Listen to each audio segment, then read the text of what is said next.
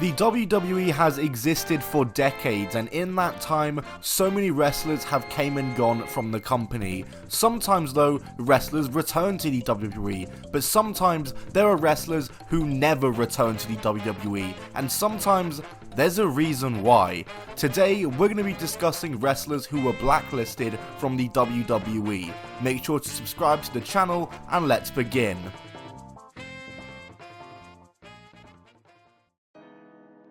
On April 3rd, 2007, it was announced that Scott Colton had signed a contract with the WWE. By this point, he had made himself one of the biggest stars on the independent scene under the name of Colt Cabana. Having wrestled all over the globe in various independent companies and being very successful in his championships. And by the time he had signed, his good buddy at the time, CM Punk, was also there. A man who he was two-time Ring of Honor Tag Team Champions with. And also a man who wasn't doing not too badly for himself in the WWE and proving that independent wrestlers can maybe do well there.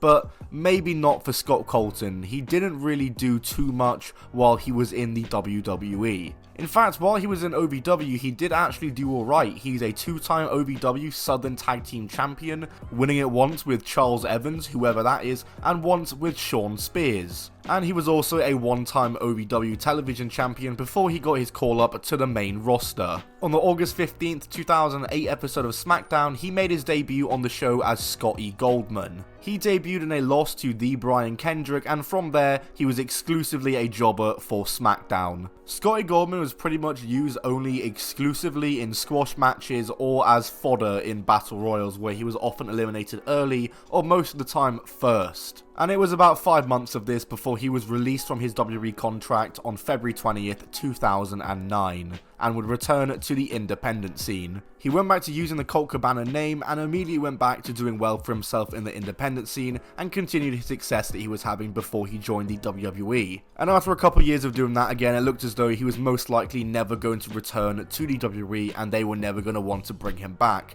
And after a podcast he released in 2014, that was cemented. I am of course referring to the infamous Art of Wrestling podcast featuring CM Punk.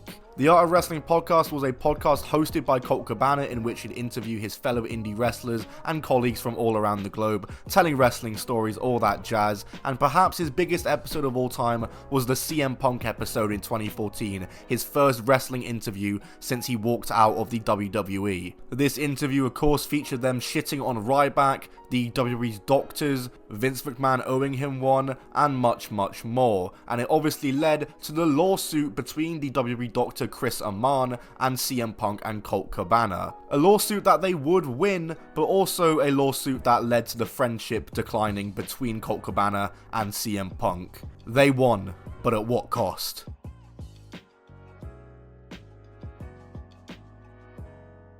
In 2014, Zara Schreiber was signed to the WWE and reported to the Performance Center. Zara Schreiber had a very short-lived time in NXT, only lasting less than a year. Before that point, she had trained at the House of Truth Wrestling School being ran by Truth Martini and Jimmy Jacobs, but despite having training, she never actually had a match while she was in NXT. She was one of those people in NXT who was only ever seen in the background of segments or used as an extra. For example, she was often used as a rosebud for Adam Rose, which obviously many other wrestlers did. And yeah, WWE seemingly must have had no idea what to do with her. They first started experimenting her by making her a ring announcer for a couple of live events and live shows alongside Dasha Fuentes, and then she would actually get an official role in the company when she would become the manager for Sami Callihan while he was doing his Solomon Crow hacker gimmick. She was playing the sister of Solomon Crow, and they started working together on live events, and this was a pretty good role for her to get herself,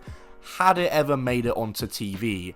And had she ever made it onto TV, because just 2 days after they debuted together at a house show, she was released from the WWE. And the reason stemming to her release was some old Instagram posts. Zara got herself wrapped up in controversy when old Instagram pictures with Nazi imagery were uncovered. This TMZ article about the situation reads as the following: WWE diva Zara Schreiber, the girlfriend of WWE superstar Seth Rollins, has been fired from the organization because of pro-Nazi art artwork she posted on her Instagram. Zara posted pics back in 2012 of swastikas and a My Little Pony character dressed as Hitler, one-arm salute and all. She removed the pics, but someone dug them up over the weekend. The WWE got wind of it and swiftly fired her due to inappropriate and offensive remarks. Zara said when she posted the pics, "I like history, ha." She also said the swastika means prosperity and luck. It was around way before Hitler turned it into an icon. Apparently, the WWE wasn't buying what she was selling. Prime journalism from TMZ. In old comments from 2012, Zara claims the reason she owns it is only because she is a history buff. But regardless, Zara would retire from wrestling soon after being released from the company, having only ever had one match, according to her cage match.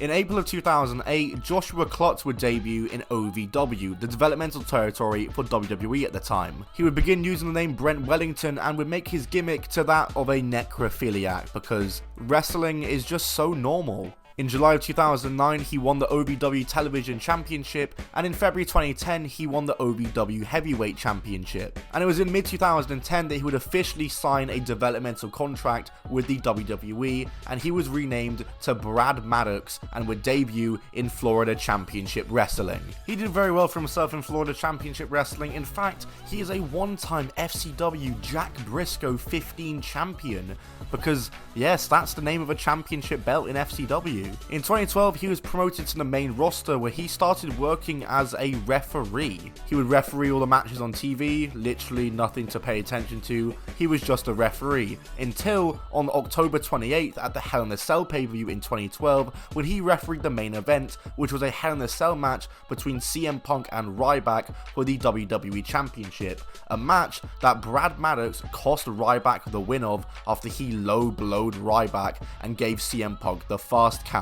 This was Brad Maddox's official debut in WWE, where he was now debuting as a crooked heel referee. He revealed the reason he did this was because he has a lifelong dream of being a WWE wrestler, so he attacked Ryback to make a name for himself so he could try and do this. Actually pretty interesting motivations. Let's see where they go with this. Well, after this, basically Brad Maddox got caught up in many storylines with all the authority figures where they would say, yeah, we'll give you a contract for the company if you can beat this person, and pretty much in every single match, he was squashed. He lost to Ryback, Randy Orton, Brodus Clay, The Great Khali, and Sheamus, all in matches that were to earn a WWE contract. He just couldn't get the bag. He got himself the spot as Raw GM, which I just can't imagine how Brad Maddox must have felt. Like, this guy was a wrestler, and he was first called up as a referee, and now the GM. They just won't let the guy wrestle on TV. But regardless, it was good TV time. He was working with top names, and also feuded with the Authority. He was a big part of the whole Authority takeover of the WWE. He was relieved of his Raw duties in 2014, and would remain off TV for pretty much the rest of the year, but would be wrestling on house shows. And Brad Maddox would just continue on house shows, other than one match on main event, yes, one match